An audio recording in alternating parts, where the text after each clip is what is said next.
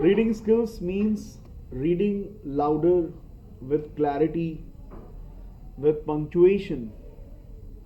So one should speak louder when you read newspaper. Now this is the heading from the Hindu newspaper. This is the editorial section. From fear to hope, on Ram temple consecration. Now this was the word which is to be noted down. Consecration. Normally आपने दो headings पढ़ी होंगी, एक है word, एक है meaning, लेकिन हम आपको सजेस्ट करते हैं कि आप नए वर्ड्स में कीवर्ड्स भी निकालें. जैसे आपका वर्ड है consecration, consecration, right. Consecration is noun. Now consecration का मतलब किसी चीज का पवित्रीकरण करना, प्योरिफिकेशन करना. कॉन्सिक्रेशन मतलब जो मंदिर में मूर्ति प्रतिस्थापित हुई है उसका कॉन्सिक्रेशन. नाउ कॉन्सिक्रेट वर्ड से बना है consecration. Consecrate is a verb. इससे आपको ये भी पता चल रहा है कि ये वर्ड डिराइव कहां से हुआ है. This is consecrate. It's a verb and consecration is noun. Now consecrate means किसी चीज को पवित्र करना, अर्पित करना, या ईश्वर की सेवा में किसी चीज को देना. consecrate करना, to offer in service of God. अर्पण करना. हिंदी में जैसे कहते हैं ना, हमने फूल अर्पण किए, हमने दूध चढ़ाया, दैट इज कॉन्सिक्रेट. अर्पित करना, अभिषेक करना. नाउ कॉन्सिक्रेट जब आप प्रोनाउंस कर रहे हैं तो आपको कोई ना कोई कॉमन वर्ड मिल रहा होगा. जैसे आपने कहा कॉन्सक्रिएट, ठीक है. Create means banana. Cons, pros and cons, ठीक है, सम विषम. तो किसी चीज को क्रिएट करना, कॉन्सिक्रेट करना, ठीक है. एक इसी से वर्ड कौन से आप ले सकते हैं, consecutive. You understand the meaning of consecutive? Consecutive word is very common. अब कई बार इसे हम प्रोनाउंस करते हैं consecutive, बट consecutive नहीं प्रोनाउंस करना है, हमें प्रोनाउंस करना है consecutive. जैसे इसे हम लोग कई बार प्रोनाउंस करते हैं executive, बट इसका राइट प्रोनाउंसिएशन क्या है, executive, executive, consecutive, executive. Actually ये वर्ड एग्जीक्यूट से ही बना है. एग्जीक्यूट का मतलब, जैसे ये वर्ड कॉन्सिक्यूट से बना है, वैसे ही एग्जीक्यूट से बना है एग्जीक्यूटिव. तो एग्जीक्यूट का मतलब होता है किसी चीज को रन करना. To execute means to run और टू इम्प्लीमेंट समथिंग, लागू करना. जैसे आपने कोई प्लान बनाया, तो उस प्लान को आपने क्या किया, एग्जीक्यूट किया. तब तो जाकर के पता चला कि वो प्लान सक्सेसफुल है कि सक्सेसफुल नहीं है. तो किसी चीज को रन करना, इम्प्लीमेंट करना क्या है, एग्जीक्यूट करना. और जो एग्जीक्यूट करने वाले होते हैं उनको एग्जीक्यूटिव कहते हैं. Marketing executive, social media executive, tele executive, right. Telephonically जो डिस्कशन करते हैं, they are tele executive. Consecutive means, ये मैथमेटिक्स में बहुत कॉमन है, दो क्रमागत संख्याओं, क्रमागत संख्याएं इन ऑर्डर, ठीक है, क्रमागत. जैसे 1 के बाद 2, 2 के बाद 3, 3 के बाद 4, तो क्रम से आ रहे हैं कि नहीं, तो दैट इज कंसेक्यूटिव. तो कंसेक्यूटिव, कॉन्सिक्रेशन काफ़ी मिलता जुलता है, आपस में आप इसे रिलेट कर सकते हैं. एंड इसका जो नाउन होता है वो एग्जीक्यूशन होता है. तो this is how you can relate this. The Ram temple must help in healing wounds and creating harmony. Now what is the meaning of healing?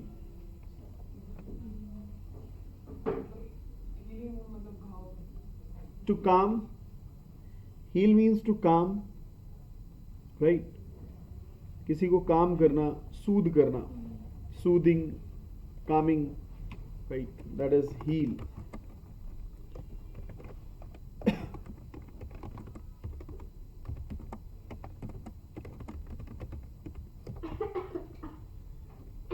घाव भरना, हीलिंग, हील एंड हर्टी. ये आपने एक फ्रेज भी सुना होगा, hale and hearty means healthy.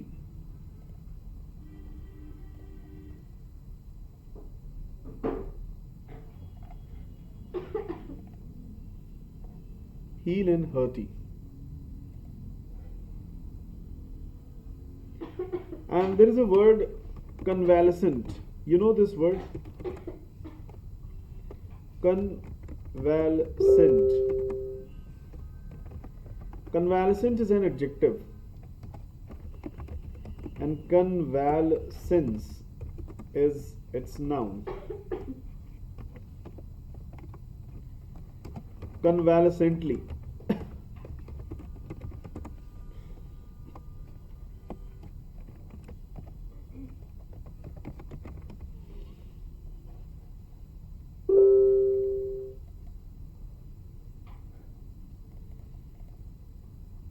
So convalescent means person who has recovered from illness.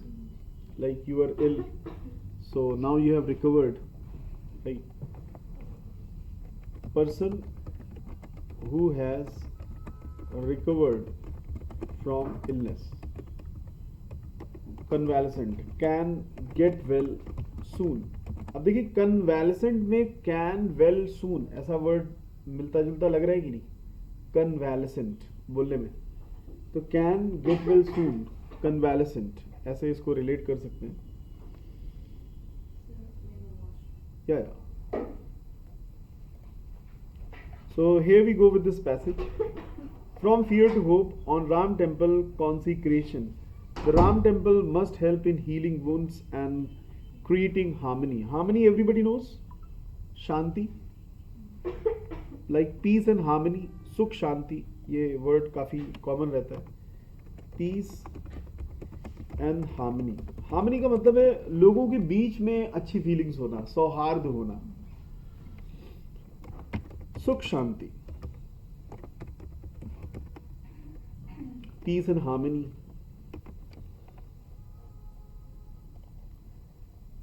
The opening of the Ram temple in Ayodhya is a sharp turn in the course of the nation. The central role of the state in the rituals associated with the inauguration. You understand? Shubharam of the temple is being celebrated by the proponents of the temple. Now this word is to be noted down. Proponents. Proponents. Proponents.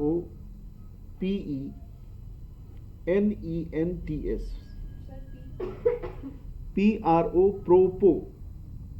Nents.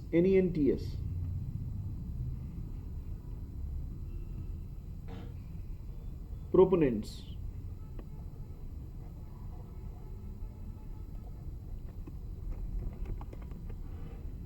Proponents. Actually proponent word propose से ही बना है. And you know propose मतलब प्रस्ताव देना. And इसी से बना है proposal. Proposal is noun. So proponents means who bring proposal. In Hindi we call it प्रस्तावक. They are noun. Those who bring proposal, they are proponents. Prastavak. So the keyword to learn this word is proposal only. Those who bring proposal, prastavak.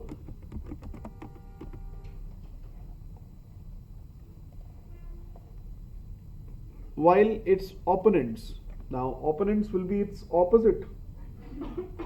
Fear it is the beginning of a dangerous slide.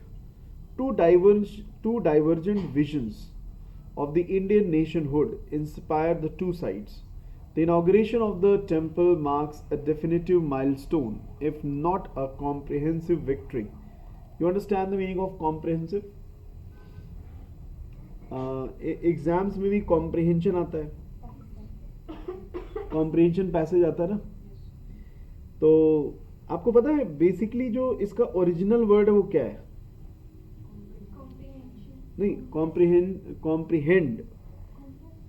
हाँ, comprehend. तो comprehend का meaning क्या है?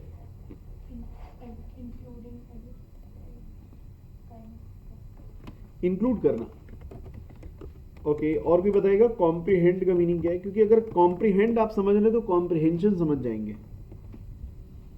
Comprehend का मतलब ही है to understand, समझना। And इससे मिलता जुलता एक वर्ड है apprehend. You know meaning of apprehend?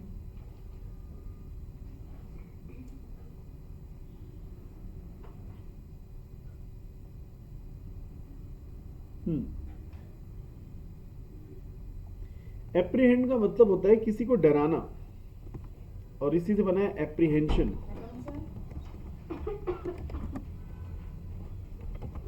To frighten.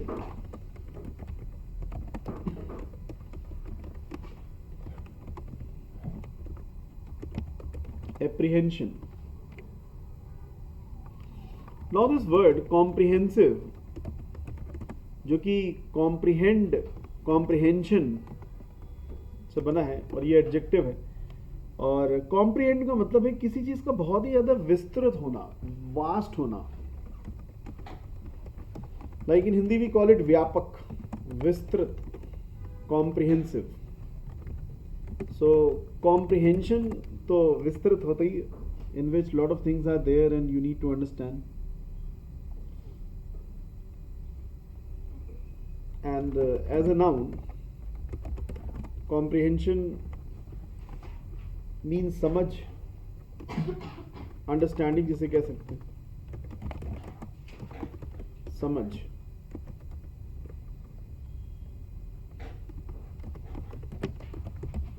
Comprehend. तो जो हमारे रूट वर्ड्स होते हैं, मतलब की वर्ड्स होते हैं, वो हमें उन वर्ड्स को रिकॉल करने में हेल्प करते हैं। Right, now let's proceed further. Comprehensive victory मतलब मैसिव विक्ट्री, बहुत ही अपार सफलता, जैसे कहते हैं अपार सफलता के बाद। For the vision of the BJP and prime minister Modi, Mr. Modi said it was the beginning of a new era in the history of the country, an era that will last for centuries. He called for humility. What is humility? Yes. And इससे बहुत ही ज़्यादा मिलता जुलता word है humiliate, जो आपको काफ़ी confuse करता है।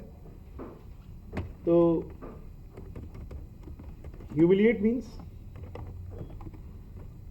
आपको जान के शॉकिंग लगेगा कि ह्यूमिलिटी का मतलब अलग है और ह्यूमिलिएट का मतलब अलग है। सो ह्यूमिलिटी इज, ह्यूमिलिएट मतलब किसी को बेइज्जत करना, एंड ह्यूमिलिटी, तो ऐसा लग रहा है कि ह्यूमिलिएट ह्यूमिलिटी से ही बनाया, लेकिन बहुत डिफरेंस है। This means to belittle someone, बेइज्जत करना, ह्यूमिलिएट करना।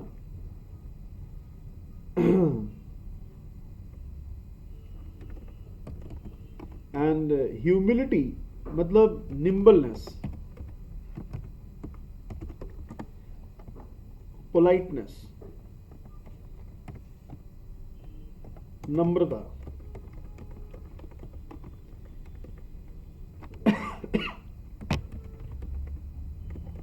तो ह्यूमिलिएशन में कई बार लोग अपनी नम्रता को खो देते हैं, लोगों को अपनी ह्यूमिलिटी खो देते हैं जब वो दूसरे को ह्यूमिलिएट करते हैं।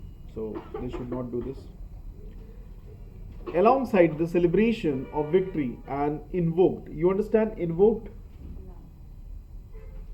Invoke मतलब अलाउ करना, हाँ, इन्वोक करना, समथिंग, किसी चीज को एक्शन में लाना। जैसे किसी किसी के भाषण से लोग इन्वोक हो जाते हैं। इन्वोक करना, प्रोवोक करना।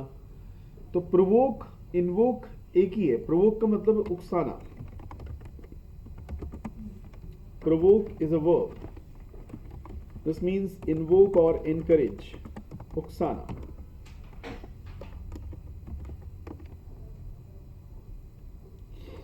सोशल मीडिया में एक बड़ा वर्ड कॉमन है, पोक करना। माने किसी को जबरदस्ती पोक करना, राइट।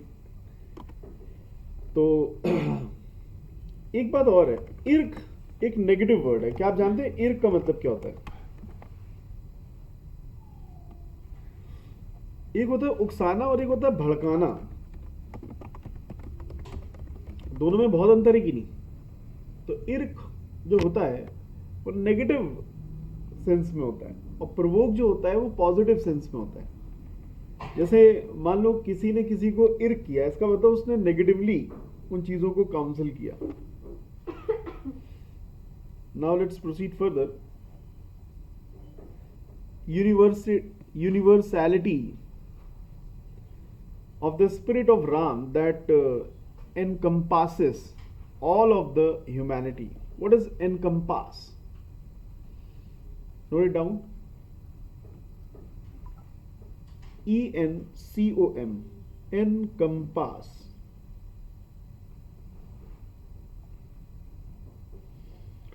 किसी चीज में शामिल होना, किसी चीज का पूरा उसमें समाहित होना। encompass, this means include,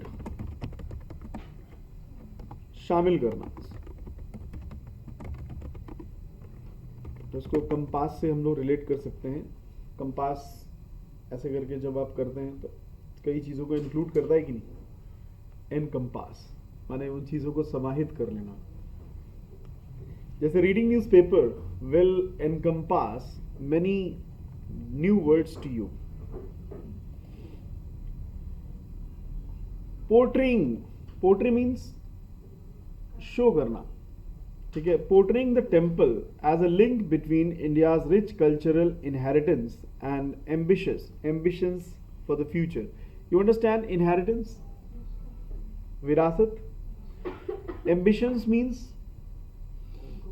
goals across the various regions and communities of the country.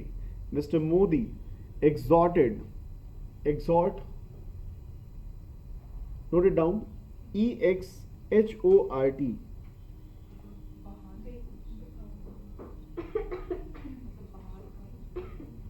Exhort, इसी से बना है exhortation, मतलब encourage करना, उत्साहित करना। EXHORT, it's a verb. Exhort, to encourage.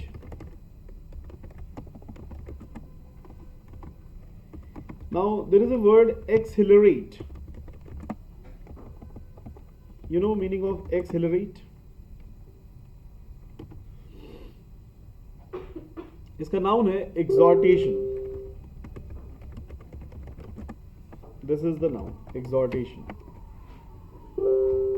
Exhilarate का मतलब होता है to make people smile, to delight someone. किसी को delight करना, exhilarate. Exhilarate.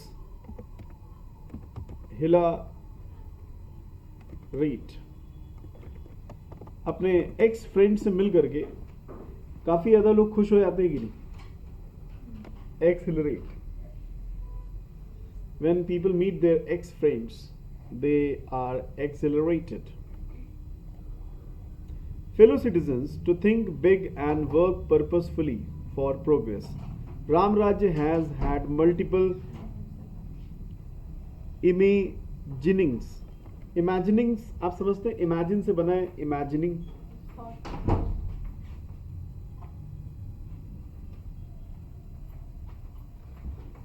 कल्पनाएं, imaginings. The temple in Ayodhya must inspire and promote the conception of a polity. Polity, you understand?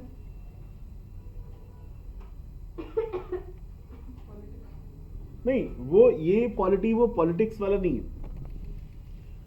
Polity, note it down, nation. Polity मतलब एक राज्य,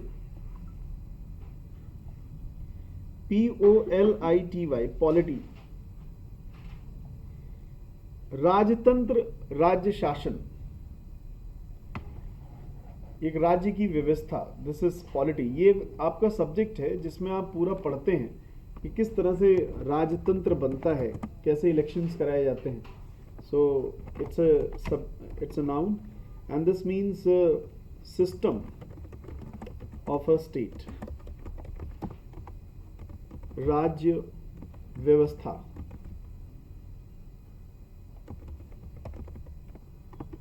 Polity. So polity subject makes you aware all these things. जो आपको polity subject है, ये have you ever studied polity? Now you will in GS it comes like Lok Sabha election, Rajya Sabha election. Are you updated with this? How many seats are there? What is the difference? So this is all about polity, right? Judiciary, administration, executive, these are the different things. Determined not by an obsession. I think obsession word is known to you. What is that? Obsessed with something. Like liking one thing. Yes, obsessed with something means किसी चीज़ का बहुत ज़्यादा उसके लिए positiveness होना कि ये मेरा ही है, किसी और का नहीं. ऑब्सेस्ड होना, like some people are self-obsessed with the past, but by an appreciation of the difficulties of the present and the challenges and opportunities of the future. तो ये पैसेज आपने पढ़ा, और एक बार हम लोग इस पैसेज को पढ़ते हैं पंक्चुएशन पॉइंट ऑफ व्यू से. Who would like to try? Speak louder. So from starting from yeah you can come forward. या from heading. From fair to hope on Ram temple consecration, the Ram temple must help in healing wounds and creating harmony. The opening of the Ram temple in Ayodhya is a sharp turn in the course of the nation. The central role of the state in the rituals associated with the inaugurations of the temple is being celebrated by the proponents of the temple, while its opponents fear it is the beginning of a dangerous life. Two divergent visions of India nationhood inspire the two sides. The inauguration of the temple marks a definite milestone, if not a comprehensive victory. For the vision of the BJP and Prime Minister Narendra Modi, Mr. Modi said it was the beginning of a new era in the history of the country, an era that will last for centuries. He called for humility alongside the celebrations of victory and invoked the universality of the spirit of Ram that encompasses all the humanity. Portraying the temples as a link between India's rich cultural inheritance and ambitions for the future across the various regions and communities of the country. Mr. Modi exhorted fellow citizens to think big and work purposely for progress. Ram Rajya has had multiple imaginings. The temple in Ayodhya must inspire and promote the conceptions of a polity determined not by obsession with the past, but by an appreciation of the difficulties of the present and the challenges and opportunities of the future. Well, you have read it well, and the best part in your reading is your voice modulation. Your tempo is nice, but at some places you have not pronounced words properly. Like this was the word divergent and proponents. Okay, at some places you were supposed, like purposely you pronounced it, whereas it should be purposefully. Very good, keep it up. I think you have read after a long time, but voice modulation is good. Anyone else who would like to try? Yeah, you can try. Now let's go with this passage. Try.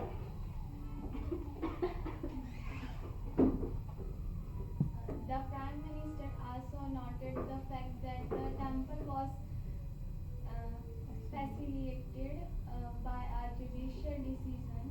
The Supreme Court verdict that handed over the dispute land in Ayodhya to Disputed. disputed land in Ayodhya to the Hindu petitioners and also unambiguously noted that the demolition okay अभी आपको इसमें flow maintain करना है right थोड़ा सा flow maintain करिए the prime minister also noted the fact that the temple was facilitated now facilitated facilitate मतलब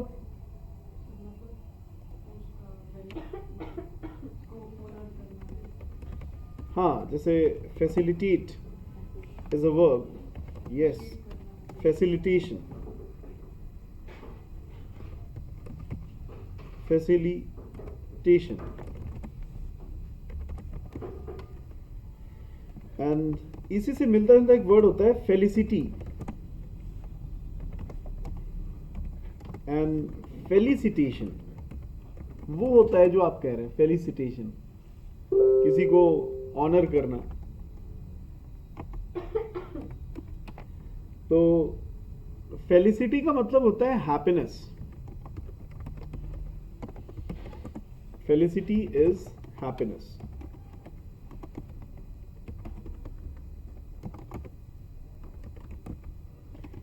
And felicitate.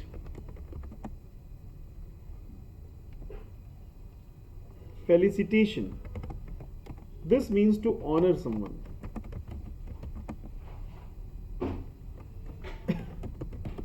Right? And obviously, ये जो वर्ड है फैसिलिटेट ये फैसिलिटी से बना है और फैसिलिटी का मतलब है सुविधा तो फैसिलिटेट का मतलब वो है किसी चीज की सुविधा प्रोवाइड कराना मुहैया कराना दिस इज फैसिलिटेट किसी चीज को सरल बनाना टू मेक इजियर सरल बनाना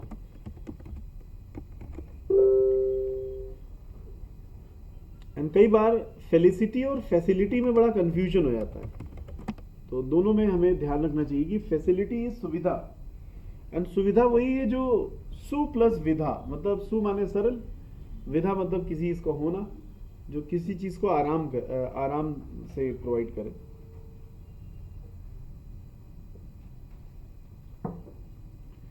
एंड फेलिसिटी से बना है फेलिसिटी माने किसी को सम्मान देना वो जो ऊपर वाली बिल्डिंग है ना वहाँ पे तो लिखा है मतलब फैसिलिटेट नहीं फेलिसिटेट वो फेलिसिटेशन है किसी को सम्मानित करना दैट इज फेलिसिटेशन कई बार ये बोलने में फेलिसिटेट की जगह लोग फैसिलिटेट कर देते हैं तो फेलिसिटेट मतलब बधाई देना टू विश someone to शुभकामनाएं देना टू कॉन्ग्रेचुलेट ये इसका मीनिंग है congratulate felicitate congratulate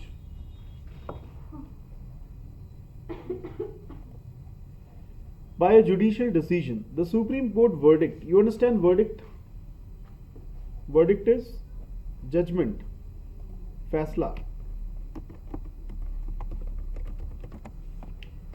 verdict is noun this means judgment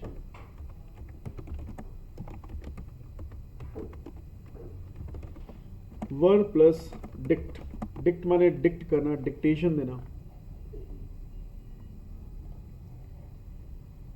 The Supreme Court verdict that handed over the disputed land in Ayodhya to the Hindu petitioners. You understand dispute, झगड़ा, and इसे कहेंगे disputed यानी कि विवादित, ठीक है. Verb का third form क्या बन जाता है? Adjective बन जाता है. तो एक तरीके से dispute verb है और disputed land यहाँ पे adjective के फॉर्म में आ रहा है.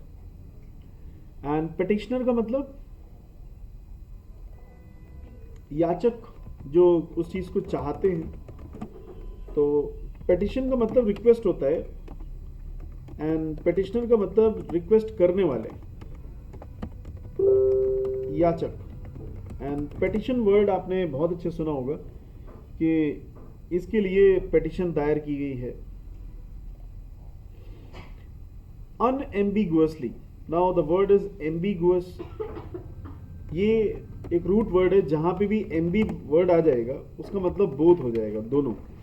तो एम्बिगुअस वर्ड का मतलब समथिंग विच इज अनक्लियर, अस्पष्ट, और इसका रूट वर्ड है एम्बी। ऐसे बहुत से वर्ड्स हैं जिनमें एम्बी आती उसमें बोथ का सेंस आता है। जैसे एक वर्ड है ambivalence, do you know its meaning? Ambivalence is noun and this means situation of confusion, असमंजस। इसमें भी एम्बी वर्ड आ रहा है। एंड एक वर्ड होता है ambidextrous, ambidextrous, this is an adjective. So ambidextrous means skilled from both hands, इसे हिंदी में कहते हैं उभय दक्षी। और इसमें देखिए दो वर्ड्स आ रहे हैं, एक एम्बी आ रहा है और एक आ रहा है डेक्स्ट्रस। एक्चुअली डेक्स्ट्रस का मतलब ही होता है दक्षी, दक्षी का मतलब होता है स्किल्ड। जैसे आप सभी लोग क्या हैं, स्किल्ड है, एम्बीडेक्स्ट्रस। और एक मूवी थी जिसमें दोनों हाथों से लिखता हुआ कोई देखा गया था। Yes, ambidextrous. आप में से कितने लोग एम्बीडेक्स्ट्रस हैं? Those who can write from both the hands and play from both the hands, left and right. Okay, so you are ambidextrous in eating, only eating. And there is a word unambiguously. Now you can understand unambiguously का मतलब है जिसमें कोई confusion ना हो। and demolition का मतलब क्या है? तबाही, हाँ, किसी इसका ध्वस्त कर देना। yes, you are right. demolition is noun. This means sabotage, or you can say annihilation, ध्वस्तीकरण, किसी चीज को ध्वस्त कर देना। जैसे आपने कुछ वर्ड सुने होंगे, डेमोलिशन ड्राइव इन सिटी, डेमोलिशन ड्राइव इन सिटी। कभी कभी आपने देखा होगा जो सड़क के आसपास बहुत सारी जगह जो लोग घेर लेते हैं ना, उनको हटाया जाता है, तो उसे कहते हैं ध्वस्तीकरण। और किसी की जगह को जबरदस्ती घेर लेना, that is called encroach. Encroach is a word to cover forcibly. तो आपने देखा होगा कुछ लोग अपने शॉप के सामने कुछ जगह घेर के बैठे आते हैं, सो दैट इज एनक्रोचमेंट। और जब वो जगह खाली कराई जाती है तो उसका नाम पड़ा जाता है एंटी एनक्रोचमेंट। एक होता है एनक्रोचमेंट, एक होता है एंटी एनक्रोचमेंट। दो जने आ जाइए। ओके, अनुष्का एंड टीना, आप दोनों आ जाओ। आ जाइए, जल्दी आ जाइए, आ जाइए बेटा। सर ने बोला है आपको, तो नाम ही बोला है सर ने। आ जाओ, आप भी आ जाओ, जल्दी से आ जाओ बेटा।